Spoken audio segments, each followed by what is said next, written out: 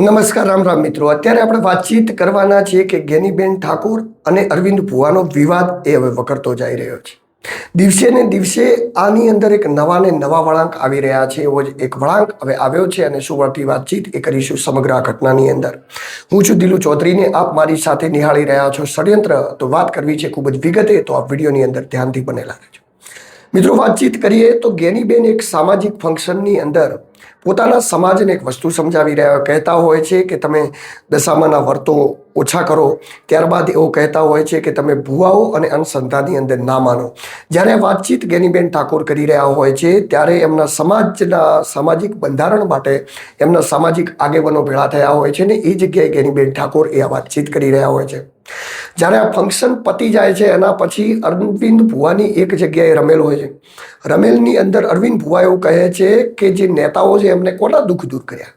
મારી 5000 બાધાઓ છે ભાભર અને તેના આજુબાજુના વિસ્તારની અંદર, અને ઠાકોર સમાજમાં પણ મેં ઘણી બધી બાધાઓ આપી છે અને ઠાકોર સમાજને અમે દુઃખ મટાડ્યા છે, બરાબર.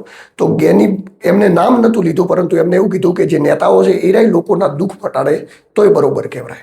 આ વસ્તુથી વિવાદ થયો. વિવાદ એ થયો કે ત્યારબાદ ગેનીબેન અને અરવિંદ ભુવાને સામે લોકોએ પોતપોતાની ક્લિપો ચલાવી. ગેનીબેનની ક્લિપ ચલાવે, અરવિંદ ભુવાની ચેલેન્જ બતાવે કે એમને મારી અરવિંદ ભુવા એવું કીધું હતું કે જ્યારે વોટ લેવાના હોય ત્યારે ભુવાઓની જરૂર પડે છે. આ બધી વાતચીત એટલું બધું ટ્રેન્ડિંગ થયું કે એક સ્પ્રેડ થઈ ગયું. આની ચર્ચા સોશિયલ મીડિયા ઉપર ચાલી. સોશિયલ મીડિયા ઉપર એવી ચર્ચાઓ ચાલી કે ઠાકોર સમાજના લોકો એવું કહેવા લાગ્યા કે આ તો અમારા સમાજની વાતચીત હતી, અમારા સમાજનું બંધારણ હતું, અમારા સમાજને સલાહ આપી હતી, એમાં બીજા લોકોને લેવા દેવા શું. ઘણા બધા એવું કહેતા હતા કે આ ભુવાજી પણ સાચું કહી રહ્યા છે, એમને પણ ઘણા બધા લોકો શ્રદ્ધા રાખે છે તો એમના પણ દુઃખ મટાડે છે. આવી બધી વાતચીતો ચાલતી હતી. આ વાતચીતોની વચ્ચે પ્રશ્ન એ જગ્યાએ જઈને ઊભો રહ્યો કે ખરેખર શ્રદ્ધા અને અંધશ્રદ્ધાની અંદર એક પાતળી રેખા હોય છે. આ પાતળી રેખા દૂર કરવા માટે ઠાકોર સમાજના આગેવાનો, ત્યારબાદ ઠાકોર સમાજના યુવાનો આ વસ્તુને પકડી અને ત્યાંના આપણે શિહોરીના વતની છે રાયકણજી, એમને આ વાત પકડીને એમના સોશિયલ મીડિયા ઉપર લાઈવ આવ્યા.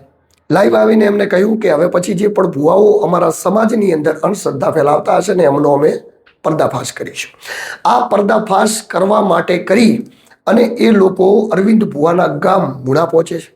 મુણા પહોંચી અને એ અરવિંદ ભુવા જોડે બેસે છે. અરવિંદ ભુવા એમને બેસવાનું કહે છે, ખુરશીમાં ને કંઈક સવાલો પૂછે. જ્યારે અરવિંદ ભુવાને સવાલો પૂછતા હોય છે ત્યારે અરવિંદ ભુવાના સમર્થકોમાંથી રહેલો એક વ્યક્તિ ઉશ્કેરાઈ જાય છે અને જે ઠાકોર સમાજના 10-15 વ્યક્તિઓ ગયા એમના જોડે ધક્કા મૂકી કરે છે. અને ત્યારબાદ મામલો એવો બીચકે છે કે પાટણના સરસ્વતી તાલુકાના મુણા ખાતે ઠાકોર સમાજના ઘણા બધા લોકો ભેળા થઈ જાય છે અને અરવિંદ ભુવાનો વિરોધ કરતા નજરે પડે છે અને કહે છે કે અમારા અહીંયા આગેવાનો આવ્યા તો એમને તમે કેમ આ રીતે વર્તન કર્યું. તો ત્યારબાદ અરવિંદ ભુવા કહે છે કે મેં કોઈને આવું વર્તન કરવાનું કહ્યું નહોતું. જે લોકોએ વર્તન કર્યું, બરોબર, એ લોકોને હું એટલા બધા ઓળખતો નથી, મારા સગા સંબંધી છે તો પણ એમને ખોટું કર્યું છે અને એની માફી માંગતા અરવિંદ ભુવા દેખાયા. એ વિડીયો પણ હું તમને બતાવી દઉં. આજે અમારા ઘરે આવ્યા હતા મુના માતાજીના મંદિરે. એટલે જ્યાં ત્યારે આવ્યા ત્યારે એમને આપણે નમન ગતિ કરાવી, બેહાડ્યા, ખુરશી આલી અને એમને મને 2-3 સવાલ પૂછ્યા કે ભાઈ આ રીતની વાત આ બધું હોય. એવી અમારી 2 વચ્ચે ચર્ચા ચાલુ હતી, બરોબર. અને એન્ડમાં વાત થઈ કે ભાઈ તમે આવ્યા છો, તમે પૂછ્યું છે, બરોબર, એટલે શેના માટે પૂછો છો. એટલે એમને કીધું કે અમે તમારું આ બધું ચેક કરવા માટે આવ્યા છીએ, બરોબર.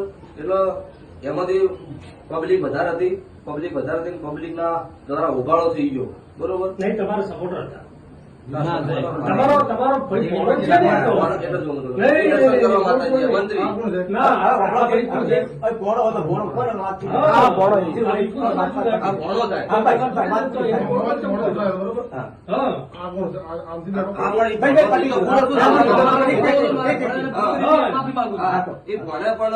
જે કોઈ કર્યું એને કાયદેસર માફી મંગાવશું ભાઈ, બરોબર. એમાં કોઈ બીજી વાત નહીં કે ખોટું કર્યું છે એ તો એના ઘેર જતો રહે, ભોગવવા અમારે થાય. એવો ધંધો કરવો નહીં, ભલે મારા ઘેર નહીં આવે ચાલશે, પ્રશ્ન બીજો કે જે કોઈ અત્યારે ઉબાડો થયો હોય એ બધી દિલથી હૃદયના ભાવથી 100% માફી માંગુ છું કે આ વાત કોઈને મગજમાં લેવી નહીં. અત્યારે અમારા દ્વારા મંત્રી દ્વારા બધી વાત થઈ હોય બરોબર, એ બધી 100% માફી માંગુ છું. કેમ કે મારા ઘરે બબાલ થઈ હોય, કરવા વાળાની વાત તો સાઈડ પર રાખો, પણ નોમ બદનામ અમારું થાય, અમને ખોટું લાગે, પરિવાર જેવું આડો પાડોનું કામ છે.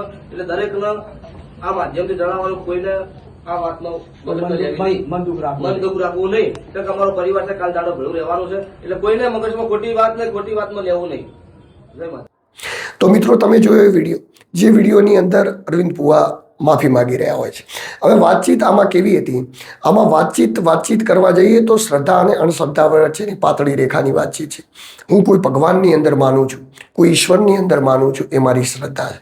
પરંતુ મને કોઈ એવું કહે છે કે તમે આ દોરો બાંધો અને તમારા દુઃખ મટી જશે, તો એ અંધશ્રદ્ધા છે.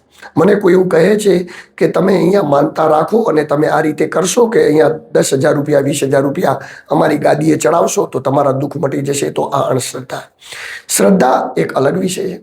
આધ્યાત્મક આપણે માનીએ છીએ કે આખો દેશ એ હિન્દુ સમાજ એ આધ્યાત્મકથી બનેલો છે, અને આધ્યાત્મક એટલી મોટી ઊંચી વસ્તુ છે કે જે તમારા જીવનને બદલાવ લાવવાનું કામકાજ કરતું હોય છે. પરંતુ આ આધ્યાત્મક એ સહી દિશાની અંદર હોવું જોઈએ, રાઈટ દિશાની અંદર હોવું જોઈએ.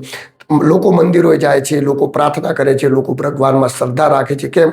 પોતાના મનની શાંતિ માટે, પોતાના પરિવાર સુખમય શાંતિમય રહે એના માટે. પરંતુ આ બધાની વચ્ચે ક્યાંક ને ક્યાંક સવાલો એ ઊભા થાય છે કે લોકો ક્યારેક અંધશ્રદ્ધામાં ફેલાઈ જાય છે. કેવી રીતે ફેલાઈ જાય છે? જેમ કે હું એવું કહ્યું કે ભગવાન મને પ્રસન્ન થાય છે, માતાજી મને દર્શન આપે છે, તો લોકો મારા જોડે આવતા થયા. મારા જોડે જે આવે છે માતાજીના નામથી આવે છે, એ ભગવાનના નામથી આવે છે, મને જોઈને નથી આપતા. એમને એમ કે માતાજી અમને પ્રસન્ન થાય છે, માતાજી જોડે વાતચીત કરી શકે છે, બરોબર.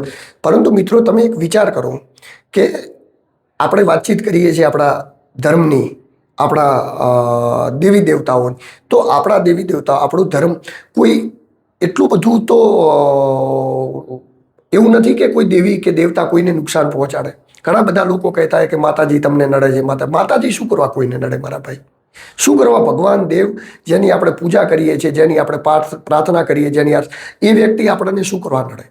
તો જે આવી વાતચીતો છે એ બધી અંધશ્રદ્ધા તરફ લઈ જાય છે. અને આ પૃથ્વીનું ખાલી વજન એ બ્રહ્માંડની અંદર એક માત્ર નાની લખોટી જેટલું છે. નાની ગોળી આવે ને આટલી લખોટી, એટલું જ ખાલી એનું વજન કે એનું મહત્વ જેટલું પૃથ્વી ઉપર છે એટલું પૃથ્વીનું મહત્વ એ સમગ્ર બ્રહ્માંડની અંદર છે. આ બ્રહ્માંડની અંદર કેટલીય આપણું એક સૂર્ય છે, સૂર્યની સાથે ગ્રહો છે, ગ્રહોની સાથે એક સૂર્યમંડળ બને છે. આવા લાખો સૂર્યમંડળ એ બ્રહ્માંડની અંદર છે, લાખો તારાઓ બ્રહ્માંડની અંદર છે.